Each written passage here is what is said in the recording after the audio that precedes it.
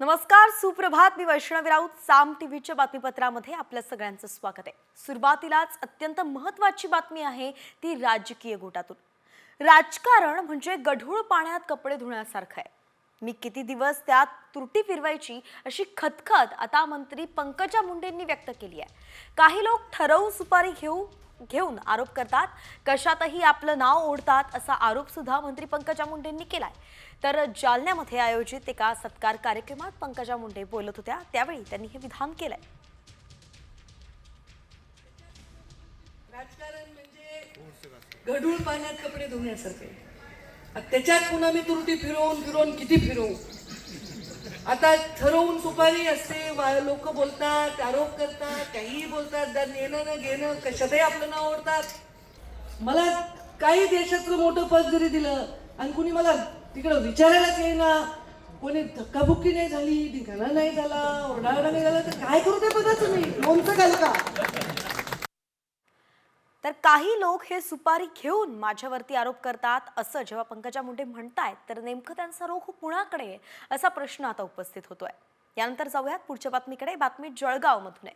मंत्री गुलाबराव पाटील यांनी केलेल्या एका विधानानं आता खळबळ उडाली आहे.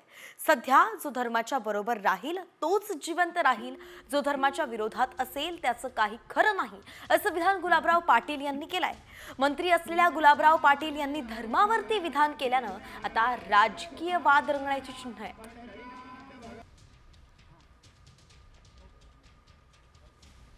कार्य आणि भगवा झेंडा याच्यावर सगळ्यांनी कायम एकनिष्ठ राहणं आणि एकजूट राहणं ही काळाची गरज आहे. आपण किती जातीपातीत वाटलो याच्यापेक्षा आपण पहिले हिंदू आहोत, मग इतर जातीचे आहोत. हिंदू धर्म टिकला तर जात टिकेल, हिंदू धर्मच टिकणार नाही तर जात कुठून टिकणार आहे. खरं तर मंत्रिपदावरती असलेल्या एखाद्या व्यक्तीला जात धर्म पाळता येत नसतो, परंतु गुलाबराव पाटलांनी जेव्हा हे विधान केलंय जे धार्मिक आहे त्यावरून आता याला राजकीय रंग चढताना दिसतोय. नेमके याचे कसे पडसाद उमटतात हे पाहणं महत्त्वाचं असणार आहे. ते पाहूच तुर्तास इतरही बातम्या आहेत, त्यांचा वेगवान आढावा घेऊयात. पुण्यातल्या 5 जणांनी जीबी सिंड्रोमवरती मात केली आहे. ससून रुग्णालयातून एकाच वेळी 5 रुग्णांना डिस्चार्ज देण्यात आलाय. यावेळी ससूनचे डीन डॉक्टर एकनाथ पवार यांनी रुग्णांना पुष्पगुच्छ दिलं, तसंच या रुग्णांना पेढे सुद्धा भरवण्यात आले.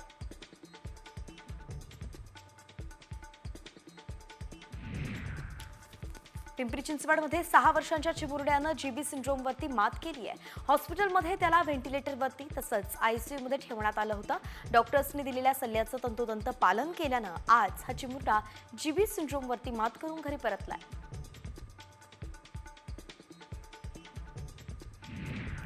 जीबी सिंड्रोमनं आता राज्याबाहेर सुद्धा हातपाय पसरले. तर महाराष्ट्र आणि पश्चिम बंगालनंतर आता जीबी सिंड्रोमनं आसाममध्ये सुद्धा शिरकाव केलाय. आसाममध्ये एका खासगी रुग्णालयात जीबीएस संशयित 17 वर्षाच्या रुग्णाचा मृत्यू झालाय. 12वी शिकणाऱ्या या मुलीला 10 दिवसांआधी आयसीयूमध्ये दाखल करण्यात आलं होतं.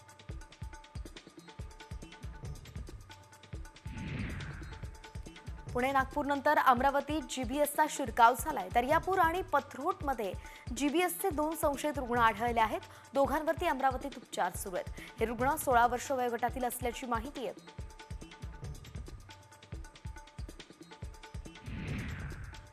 फेब्रुवारी महिन्यामध्ये राज्यात थंडी कमी राहण्याची शक्यता हवामानशास्त्र विभागानं व्यक्त केली आहे. यंदा राज्यात थंडीचा कडाका कमीच जाणवलाय. कोकणासह संपूर्ण महाराष्ट्रात फेब्रुवारीमध्ये किमान तापमान सरासरीपेक्षा अधिक राहण्याची शक्यता आहे, ज्यामुळे गारठा कमी होण्याचीही अपेक्षा आहे. बीएमसीद्वारे मुंबईत 2400 मिलीमीटर व्यासाची नवीन पाण्याची पाईपलाईन सुरू केली जाणार आहे. या कामासाठी मुंबईतील विविध भागांमध्ये 2 दिवस पाणीपुरवठा बंद राहणार आहे. 5 आणि 6 फेब्रुवारीला भांडूप, कुर्ला, अंधेरी पूर्व, वांद्रे पूर्व आणि दादरच्या काही भागांमध्ये पाणीपुरवठा बंद असेल. मुंबई पालिकेनं शहर, पूर्व आणि पश्चिम उपनगरांतील नाल्यांतील गाळ काढण्यासाठी जवळपास 395 कोटी, तर मिठी नदीतील गाळ काढण्यासाठी 96 कोटींची निविदा प्रक्रिया सुरू केली आहे. या निविदांना प्रतिसाद मिळाला तर फेब्रुवारीपर्यंत प्रक्रिया पूर्ण करून मार्चपासून नाले सफाईला सुरुवात होण्याची शक्यता आहे. पुणे आणि पिंपरी चिंचवडमधील वाहतूक कोंडी कमी करण्यासाठी रिंग रोड प्रकल्पाचं काम फेब्रुवारीच्या दुसऱ्या आठवड्यात सुरू होणार आहे. त्यामुळे वाहतूक कोंडी लवकरच कमी होण्याची शक्यता आहे. 170 किलोमीटर लांबीच्या 6 पदरी रिंग रोडसाठी 42,000 कोटी रुपये खर्च केले जाणार आहेत. केंद्रीय अर्थमंत्री निर्मला सीतारामन यांनी मांडलेल्या अर्थसंकल्पात पुणे मेट्रोसाठी 837 कोटी रुपयांची तरतूद जाहीर करण्यात आली आहे. त्यामुळे आता पिंपरी चिंचवड महानगरपालिका ते निगडी आणि स्वारगेट ते कात्रज या मेट्रो मार्गिकांच्या कामांना वेग येणार असल्याचं स्पष्ट झालंय. मेट्रो 2B DN नगर ते मंडाळे या मेट्रो प्रकल्पाच्या स्थापत्य कामाच्या खर्चात 248 कोटींची वाढ झाली आहे. हा प्रकल्प 4 भागात विभाजित असून दिरंगाईबाबत 3ही कंत्राटदारांना 1.92 कोटींचा दंड आकारण्यात आलाय. 30 जून 2025 पर्यंत मेट्रो 2B ही मुंबईकरांच्या सेवेत येण्याची शक्यता आहे.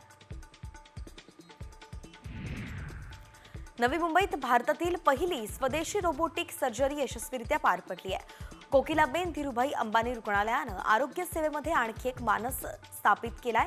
या स्वदेशी रोबोटिक सर्जरी प्रणालीद्वारे सर्वात अवघड सर्जरी करणं आता सहज शक्य होणार आहे.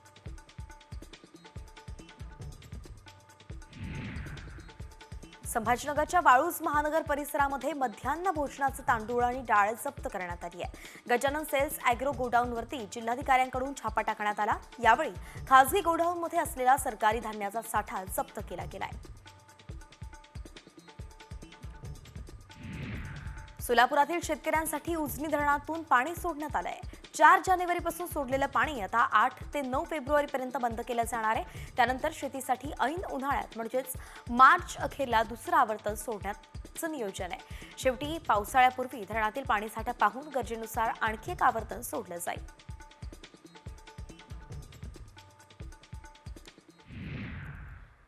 आणि आता वाघांच्या शिकारी प्रकरणात एक धक्कादायक अशी माहिती समोर आली आहे. वाघ तस्करीचं चीन थायलंडशी कनेक्शन असल्याची माहिती सूत्रांनी दिली आहे. बहेलिया टोळीचा म्होरक्या आणि कुख्यात तस्कर अजित राजगोंडला पोलिसांनी बेड्या ठोकल्यात आणि त्यानंतर हा मोठा खुलासा झालाय. मेघालयमधून माजी सैनिक लालाने संगला अटक करण्यात आली होती आणि या सैनिकाचा आणि अजित राजगोंडला याचा 2 कोटींचा व्यवहार झाल्याची माहिती सूत्रांनी दिली आहे. लाला नेसंग यानं चीनसोबतच थायलंडमध्ये सुद्धा वाघांचे अवयव पुरवल्याची सूत्रांची माहिती आहे.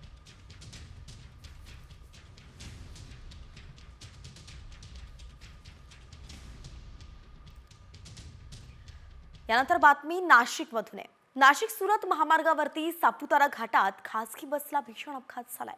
चालकाचं नियंत्रण सुटलं आणि त्यामुळे बस 200 फूट दरीत कोसळली.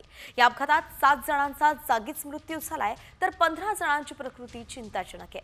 बस नाशिकहून देवदर्शनासाठी निघाली होती आणि देवदर्शन करून गुजरातकडे जात असताना हा अपघात झालाय. तर अपघातग्रस्त बसमधील सर्वजण मध्य प्रदेशातील असल्याची माहिती सध्या मिळते.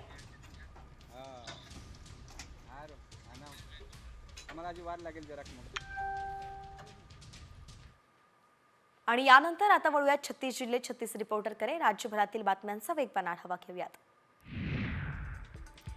मुंबईतल्या वानखेडे स्टेडियमवरती रविवारी भारत विरुद्ध इंग्लंड यांच्यावरील 5 सामन्यांच्या T20 मालिकेतील शेवटचा सामना सायंकाळी 7 वाजता होतोय. भारतानं शुक्रवारी पुणे इथल्या 4था सामना जिंकून मालिका आपल्या नावावर केली आहे. आता रविवारचा सामना केवळ औपचारिक म्हणून राहील.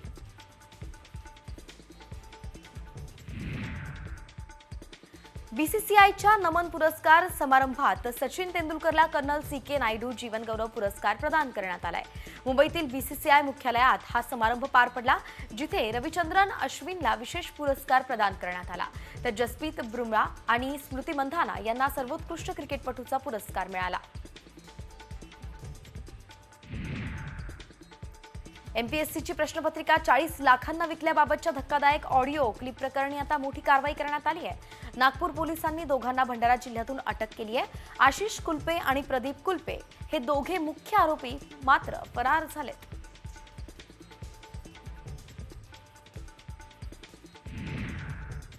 यवतमाळच्या वणी विभागातून गेल्या महिनाभरात तब्बल 29 मुली बेपत्ता झाल्याची नोंद पोलीस स्टेशनमध्ये करण्यात आली आहे। यात सर्वाधिक मुली वणी पोलीस स्टेशनच्या हद्दीतून बेपत्ता झाल्या आहेत। मारेगाव, शिरपूर आणि मुकुटबन पोलीस स्टेशनच्या हद्दीतून मुली बेपत्ता झाल्याची नोंद आहे।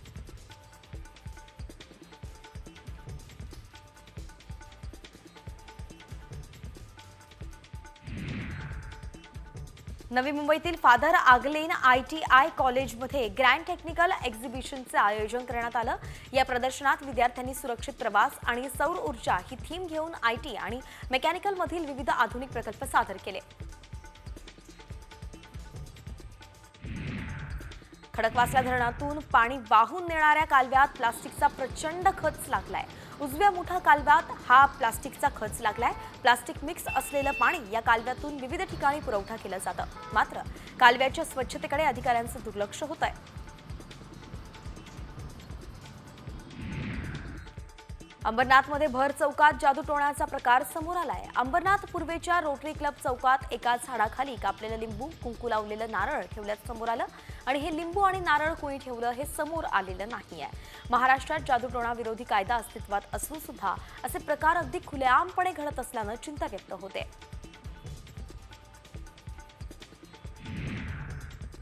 नाशिकमधील मालेगावात बांगलादेशी जन्म प्रमाणपत्र घोटाळ्याप्रकरणी कारवाई करण्यात आली आहे। याविरोधी छावणी पोलीस ठाण्यात गुन्हा दाखल करण्यात आलाय। याच प्रकरणी 3 आरोपींना अटकही केलाय, तसंच त्यांना 4 तारखेपर्यंत पोलीस कोठडीही सुनावली आहे।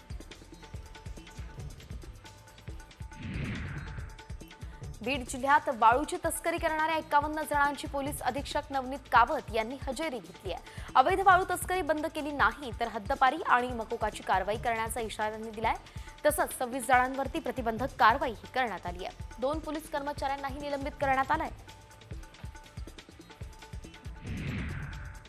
छत्तीसगडमध्ये सुरक्षा जवानांनी मोठी कारवाई केली आहे। बिजापूर जिल्ह्यात सुरक्षा दलांनी 8 नक्षलवाद्यांचा खात्मा केलाय। स्पेशल टास्क फोर्स CRPFच्या संयुक्त ऑपरेशननंतर ही चकमक झाली। यात नक्षलवाद्यांना कंठस्नान घालण्यात जवानांना यश आलंय। पुणे शहरातील सार्वजनिक ठिकाणी अस्वच्छता करणाऱ्या बेशिस्त नागरिकांवरती पुणे महापालिकेनं कारवाईचा बडगा उगारलाय। नवीन वर्षाच्या पहिल्याच महिन्यात महापालिकेच्या घनकचरा विभागानं शहरातील विविध क्षेत्रीय कार्यालयांच्या हद्दीत कारवाई करून एका महिन्यात 60 लाखांपेक्षा अधिक दंड वसूल केलाय।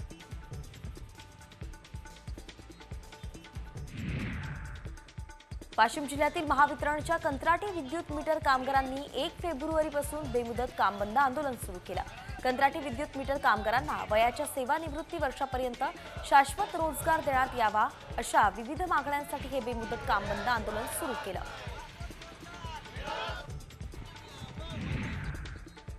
अमरावतीत कुंभमेळ्याच्या नावाखाली भाविकांची फसवणूक झाली आहे। सूरज मिश्रा नावाच्या एका कार्यकर्त्यावरती गुन्हा दाखल करण्याच्या मागणीसाठी या भाविकांनी पोलीस आयुक्त कार्यालयासमोर ठिय्या आंदोलन केलं। त्यातच राजापेठ पोलीस ठाण्याच्या ठाणेदारांनी कारवाई न केल्यानं सुद्धा भाविक आक्रमक झाले।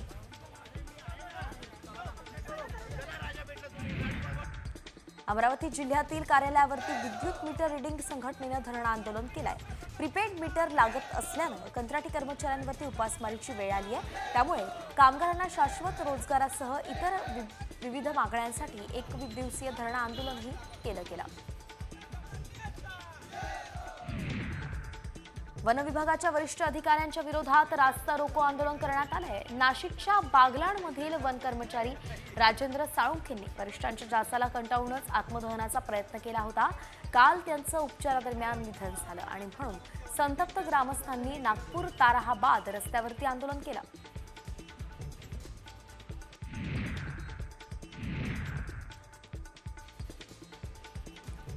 समृद्धी महामार्गावरती अपघातात 3 जण ठार झाल्याची घटना शनिवारी सकाळी घडली। इनोव्हा कार नागपूरहून मुंबईकडे भरधाव वेगानं जात होती। त्यावेळी समृद्धी महामार्गावरील मुंबईकडे जात असणाऱ्या कंटेनरला इनोव्हा कारनं जोरदार धडकली। यामध्ये कारमधील चालकासह 3घांचा जागीच मृत्यू झालाय।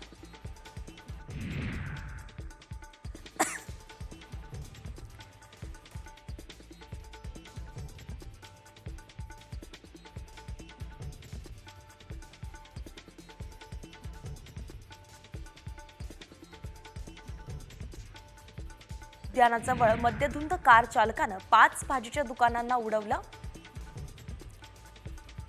सध्या देशातील बहुतांश बाजारात मिरची 12,000 ते 14,000च्या दरम्यान विकली जाते.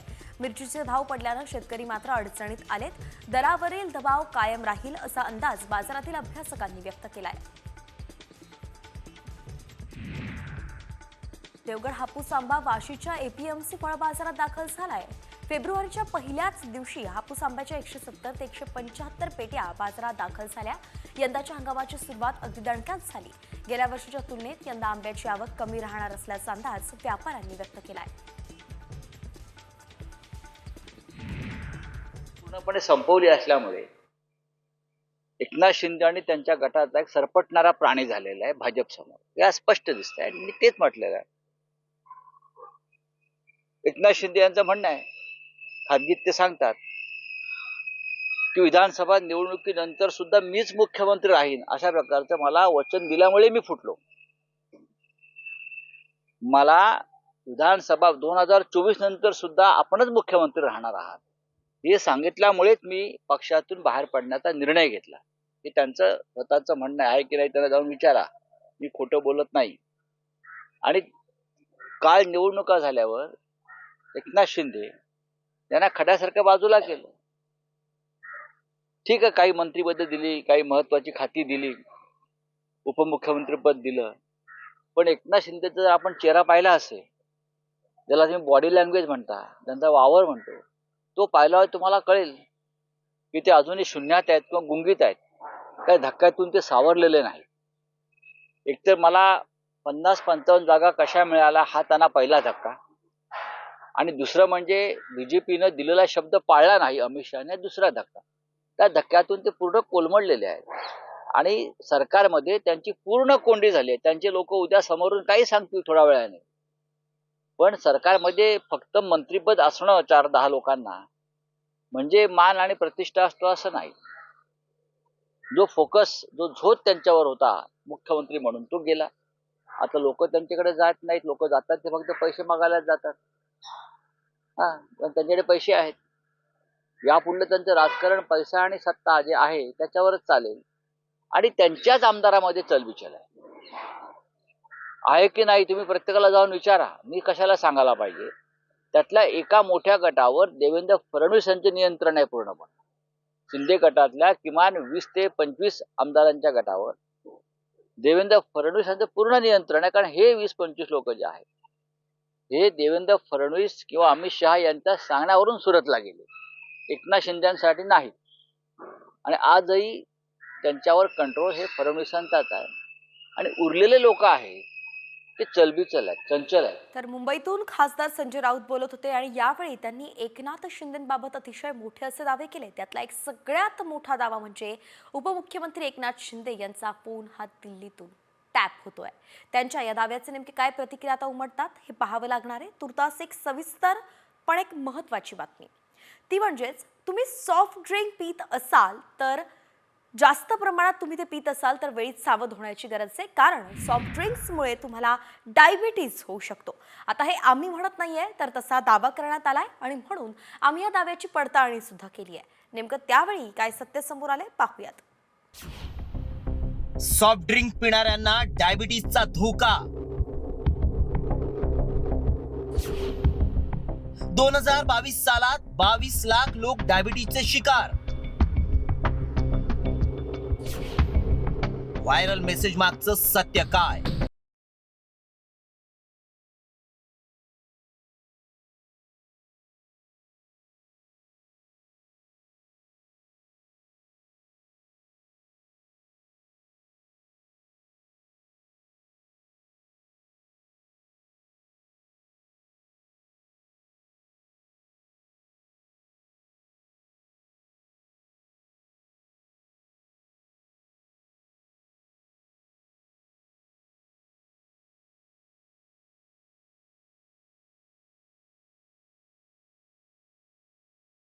लाख लोकांना डायबिटीज झाल्याचं समोर आलं.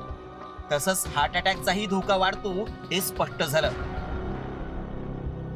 हा दावा धक्कादायक आहे. सॉफ्ट ड्रिंक्सनं डायबिटीज होत असेल तर हे खरंच आहे का, याची सत्यता जाणून घेणं गरजेचं आहे. कारण 180 देशात सर्वे करण्यात आला, त्यात हे आढळून आलंय.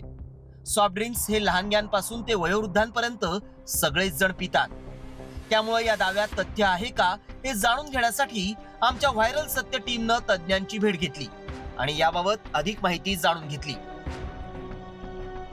सॉफ्ट ड्रिंक ही गोष्ट अशी आहे की जी साखरेची कमीत कमी 10 आणि जास्तीत जास्त 20 एवढेच चमचे एका सॉफ्ट ड्रिंकमध्ये असतात. म्हणजे जर तुम्ही एक 500 mlचं सॉफ्ट ड्रिंक आणलं तर त्याच्यामध्ये तुम्हाला दिसेल की साखरेचं प्रमाण प्रचंड आहे. म्हणजे फ्लेवर्ड साखरेचं पाणी असं त्याचं स्वरूप असतं. त्यामुळं आमच्या पडताळणीत काय सत्य समोर आलं पाहूयात.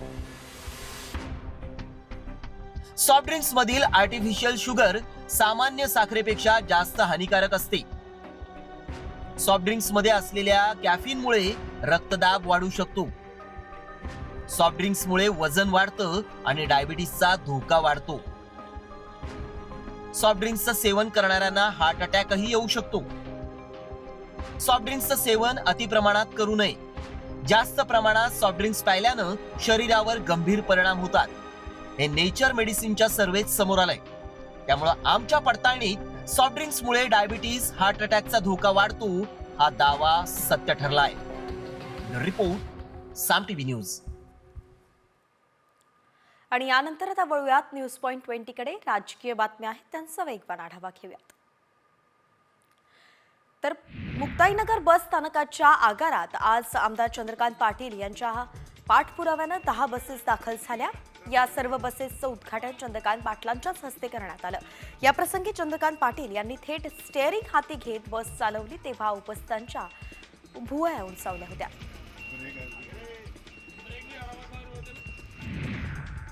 भगवानगडाचे महंत नामदेव शास्त्रींनी धनंजय मुंडेंना पाठिंबा दर्शवतानाच हत्येचा साधा निषेधही न नोंदवल्यामुळे त्यांच्यावरती आता चौफेर टीका होतीये. नामदेव शास्त्री यांना धनंजय मुंडेंची सलाईन दिसली, मात्र संतोष देशमुखांच्या अंगातील साकळलेलं रक्त दिसलं नाही का, असा तिखट सवाल मनोज सरांकींनी केलाय.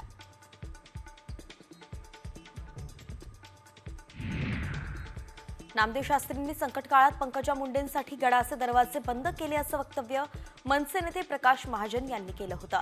याच वक्तव्यावरती मंत्री पंकजा मुंडेंनी प्रतिक्रिया दिली आहे. महाजन दुसऱ्या पक्षाचे नेते आहेत, त्यावर व्यक्त होणार नाही अशी प्रतिक्रिया पंकजा मुंडेंनी दिली आहे. संजय शिरसाटांनी केलेल्या विधानानं राजकीय वर्तुळात खळबळ उडाली आहे आणि म्हणून दोन्ही शिवसेना पुन्हा एकत्र येणार असल्याच्या चर्चा रंगलाय. प्रत्येक शिवसैनिकाला वाटतं की दोन्ही शिवसेना एकत्र यायला पाहिजेत. आता जोडण्याची वेळ आली आहे असं शिरसाटांनी एका मुलाखतीत म्हटलं होतं. मात्र आता त्यांनी घुमजाव केलाय, विधानाचा विपर्यास केल्याचं शिरसाट म्हणाले. समरजित घाटगेंनी कागलमधील शासकीय जमिनी बेकायदेशीररित्या बळकावल्याचा आरोप मंत्री हसन मुश्रीफ यांनी केलाय. शहरातील शाहू हॉलसह जनावरांचा दवाखाना आणि जुन्या तहसीलदार कार्यालयाची जागा समरजित घाटगेंनी नावावरती केल्याचा दावाही मुश्रीफांनी केलाय.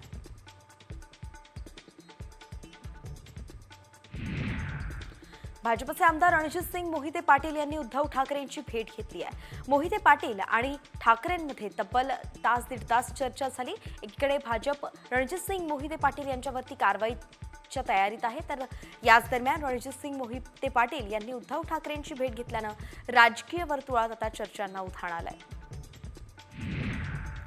पाणी प्रश्नावरून संभाजीनगरचे सरपंच मंगेश साबळे आक्रमक झाले.